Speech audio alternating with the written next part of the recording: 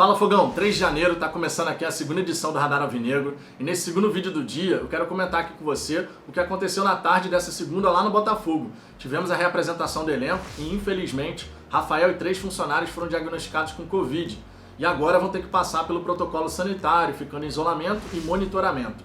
Todos passam bem, esse é um ponto bem importante, mas pensando no caso do atleta é uma notícia bem negativa. Um outro ponto que vale destacar são mudanças na comissão técnica. Fábio Eiras deixou de ser coordenador científico do Botafogo rumo ao Vasco. E Manuel Coutinho, fisiologista, também sai do Botafogo. Um novo fisiologista já foi designado, mas o novo coordenador científico, que vai assumir a vaga de Fábio Eiras, ainda será contratado. Então a gente fica nessa expectativa para saber quem será esse profissional. Vale destacar aqui também, Fogão, que nesse começo de temporada, embora não tenha mais contrato ativo com a Capa, que se encerrou agora, 31 de dezembro, o Botafogo vai seguir utilizando os materiais da empresa italiana.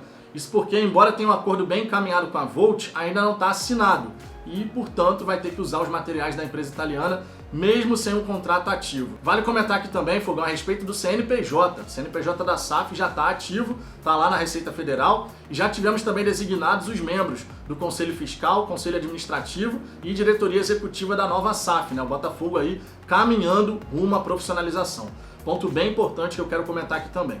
Para encerrar, Fogão, quero destacar que o Botafogo não descarta fazer um esforço financeiro adicional para contratar o Elkson. O Botafogo também pensa em ter um jogador da base em cada posição no elenco profissional e ainda não descartou as permanências de Marco Antônio, Barreto e Luiz Oyama. Inclusive, em relação a esse último, pediu um prazo de 7 a 10 dias ao Mirassol para poder apresentar uma nova proposta.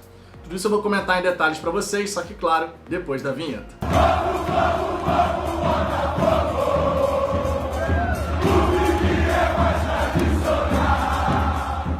Vamos lá, Fogão, para começo de conversa, deixe o seu like, isso é muito importante, traz mais botafoguenses aqui pro canal. E se você não for inscrito, se inscreva para a gente poder alcançar o mais breve possível os 13 mil inscritos e ainda nesse primeiro semestre os 20 mil, já é uma realidade. Para se inscrever, basta você clicar no botão que está aqui abaixo do vídeo e inscrever-se.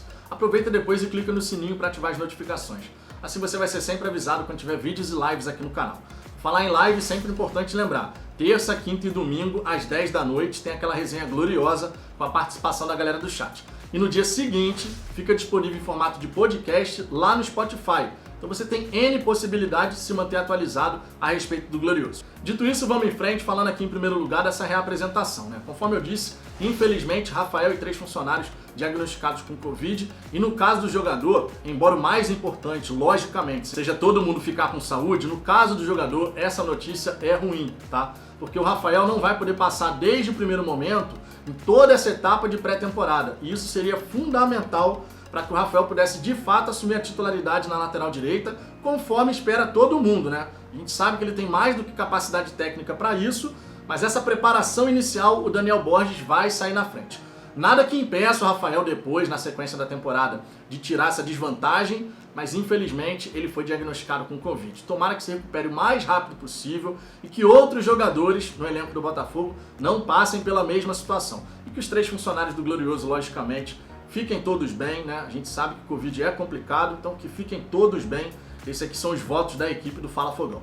Agora, em relação à comissão técnica, conforme eu disse, saiu Fábio Eiras e Manuel Coutinho. E o novo fisiologista, assumindo a vaga de Manuel Coutinho, é Dailson Paulúcio. Ele que já trabalhava na base do Botafogo, tá? Já está no Glorioso há algum tempo, vai assumir agora esse desafio na equipe profissional. O coordenador científico, que vai ser o chefe de toda a rapaziada, isso a gente ainda não sabe. O Botafogo vai buscar no mercado profissional que tem a capacidade e competência de assumir o trabalho que foi muito bem desempenhado por Fábio Eiras. Realmente agradecer aqui o trabalho do Fábio Eiras, porque pela primeira vez em muito tempo a gente teve, por exemplo, o departamento médico do Botafogo esvaziado. Quanto tempo a gente não viu isso acontecer? E nesse ano de 2021, apesar da nossa estrutura não ser a mais adequada possível, o profissional e a equipe conseguiram realizar realmente um grande trabalho. Que a gente possa repetir isso agora em 2022, mesmo com a ausência do Fábio Eiras, certo? Ninguém é insubstituível. É agradecer os serviços prestados, mas ninguém é insubstituível. Vale destacar aqui também, Fogão, essa situação da Capa e da Volt. O contrato com a Capa acabou, mas o Botafogo, por conta de não ter batido esse martelo com a Volt, vai seguir utilizando material da empresa italiana. Uma bola fora da diretoria, não dá para falar o contrário aqui, porque você utilizar o material esportivo de uma empresa que não tem mais contrato com você, não tem vínculo com você, tá errado. Sinceramente, tá errado. O Botafogo tinha que ter decidido essa situação do material esportivo há muito tempo. Vai fechar com a Volt? É a melhor proposta, estrategicamente falando? Beleza. Mas assina pra gente não passar por essa situação. Essa situação, sendo muito honesto, beira o amadorismo. Não dá pra falar o contrário. Bola fora, que a gente resolva o mais rápido possível. Segundo as informações, o Botafogo deve sacramentar esse acordo com a Volt na primeira quinzena de janeiro. Então vamos ver se a gente vai ter tempo hábil para poder chegar e fazer a estreia no Campeonato Carioca com o material esportivo da maneira correta. Na Copinha, o Sub-20 está utilizando a Capa. O profissional, na estreia do Carioca, não pode repetir a mesma situação, convenhamos, né? Agora vale destacar aqui, Fogão, essa ideia da diretoria do Botafogo em relação ao elenco. Tem um jogador da base em cada posição, o que na minha opinião é uma medida acertada. Isso dá experiência para os garotos e especialmente no Campeonato Carioca a gente vai poder avaliar, né, quem é que pode entregar, quem é que já está no nível de maturação mais adiantado para poder nos ajudar de fato na temporada. Uma coisa é você só compor elenco, outra coisa é você ser requisitado e eventualmente isso pode acontecer para você chegar e jogar, assumindo a bronca, de assumir a titularidade de repente numa partida de Série A, de Copa do Brasil. São coisas que acontecem. Quando você faz parte do elenco, uma hora ou outra você pode ser chamado e aí vai ter que dar conta do recado, Vamos aguardar para ver como é que vai ser essa montagem do elenco do Botafogo. Nesse momento a gente sabe que está recheado de jogadores do Sub-20, o que não significa dizer que lá no Campeonato Brasileiro a mesma ideia vai seguir adiante. Temos que aguardar o desenrolar dos fatos. Vale comentar aqui ainda também, Fogão, a respeito do Elkson. O Botafogo não descarta, conforme eu disse, fazer uma investida um pouco mais acima, um esforço financeiro, em outras palavras. Mas de qualquer maneira, qualquer esforço que o Botafogo faça, o jogador vai ter que aceitar receber aqui menos do que receberia em outro lugar. Convenhamos, verdade seja dita, é isso que vai ter que acontecer. Por mais que o Botafogo chegue e faça um esforço financeiro, Elkson, eu vou te pagar agora 400 mil, no segundo semestre eu te pago 450, aí no final do ano eu te dou mais um aumento para poder ir me aproximando do salário que você pretendia. Ainda assim, vai ser abaixo do que outra equipe pode chegar e oferecer. O mercado árabe, por exemplo, ou mesmo aqui no futebol brasileiro. De repente, uma equipe que tem mais potencial de investimento chegar e oferecer 700, 800 mil. O Botafogo não vai chegar nesse nível salarial. Então, de fato, embora o Botafogo esteja disposto a fazer um esforço financeiro adicional, o jogador vai ter que aceitar receber menos aqui se quiser jogar no Botafogo. Não vai ter jeito. Então, o Botafogo tem que se basear, para poder garantir a contratação do Elkson, em projeto. Dinheiro na carreira do jogador não é mais problema, sendo muito honesto. Por mais que ele não queira receber qualquer quantia, mas na China o Elkson ganhou pra cacete, mas era salários assim exorbitantes. Porque na China o cara era o cara, o Elkson era o cara, de fato. Ele foi até convocado para a seleção chinesa, tamanha admiração que os chineses tinham pelo futebol do Elkson. E como ele arrebentava por lá, fazendo gol atrás de gol. Então assim, a gente sabe que dinheiro não é problema, não deveria ser pelo menos. Desde que o Botafogo apresente um bom projeto para o jogador. Se vier nessa só, não vem, Elkson, só por consideração, esquece. Tem que ter um projeto, tem que ter um desenvolvimento. O Botafogo vai virar SAF, a nossa expectativa nos próximos 2, 3 anos é assim, assim, assado. Você vai ser peça-chave nesse projeto, nosso centroavante, referência. Sabe, você convenceu o cara pelo projeto, não apenas pela parte financeira. Se o Botafogo ficar tentando convencer só pela parte financeira, esquece, porque o Elkson assim não vai vir pro Botafogo, verdade seja dita. Então o Botafogo tem que apresentar um bom projeto. Agora, ainda nesse campo de contratações, vale destacar que o Botafogo ainda não desistiu de Marco Antônio, Barreto e Luiz Oyama.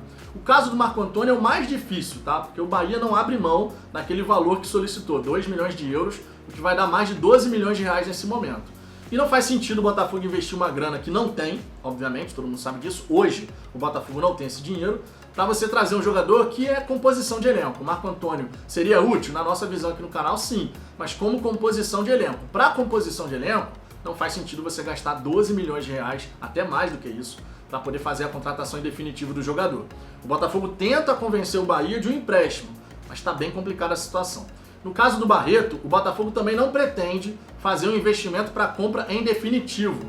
E aí está tentando convencer o Criciúma de que vale a pena manter o Barreto aqui no Glorioso, certo? Isso porque o salário do Barreto poderia ser um impeditivo para ele retornar ao Criciúma, que nessa temporada vai jogar a Série B do Campeonato Brasileiro. O Criciúma conseguiu acesso e vai jogar a Série B. Só que o salário do jogador que ele recebia no Botafogo pode ser um impeditivo, e dessa maneira o Criciúma pode buscar um outro destino para o jogador, de repente o próprio Botafogo. Agora, no caso do Luiz Oyama, vale destacar aqui que o Botafogo pediu de 7 a 10 dias para poder apresentar uma nova proposta. Isso porque os valores pedidos pelo Mirassol, segundo as informações, são superiores àquilo que o Botafogo tem capacidade nesse momento de arcar. Só que a gente sabe bem que no horizonte tem a SAF, o que não significa dizer que o Botafogo tem que sair fazendo as coisas agora, porque mais adiante tem a SAF. Não, o Botafogo tem que colocar os pés no chão e ir até onde a perna alcança. Não adianta a gente começar a meter os pés pelas mãos, porque tudo que a gente está fazendo, seguindo um caminho certinho, um processo 100% correto em relação a essa transformação de associação sem fins lucrativos para a SAF, a gente não pode jogar pelo lixo por conta de um jogador. Todo mundo quer o Oyama aqui no Botafogo, tá? Todo mundo quer. Mas também não dá pra gente sair metendo os pés pelas mãos se o Mirassol ficar fazendo jogo duro e de fato a gente não ter a capacidade financeira de pagar aquilo que a equipe paulista está solicitando. O Botafogo vai buscar apresentar uma nova proposta, tá ganhando tempo e, segundo as informações, o Oyama quer ficar aqui no Botafogo, embora o contrato dele já não esteja mais valendo, né? Se encerrou agora 31 de dezembro. Mas o jogador deixou bem claro que ele quer continuar no Botafogo e tal. No futebol, as coisas mudam muito rápido, Fogão. Hoje ele quer, amanhã chega uma proposta melhor e ele vai para uma outra equipe. Faz parte do jogo. Até porque, enquanto o Botafogo não consegue de fato chegar junto com a proposta, o Oyama está aí no mercado e ele fez um bom campeonato pelo Botafogo. Então outras equipes devem estar de olho. O Botafogo já não tem mais prioridade, né, em relação àquilo que tinha quando estava com o contrato ativo, e agora virou leilão, digamos assim. Se chegar uma outra proposta, o Botafogo vai ter que chegar junto para poder conseguir convencer o Oyama, o Mirassol, enfim. Tá complicada a situação de manter o Oyama, mas, conforme eu disse, o Botafogo ainda não jogou a toalha. Tomara que o Mirassol aceite esse prazo aí de 7 a 10 dias para o Botafogo poder costurar alguma proposta que se aproxime daquilo que a equipe paulista está requisitando. Para encerrar, Fogão, quero falar aqui com você a respeito do CNPJ do Botafogo, que está ativo na Receita Federal. Ou seja, a SAF Botafogo na Receita Federal já existe. Na prática, ainda é em formato pré-operacional. Isso porque a SAF do Botafogo só vai estar ativa operacionalmente no momento que a gente efetuar a venda para o John Textor, for aprovado no Conselho Deliberativo e também na Assembleia Geral dos Sócios Proprietários.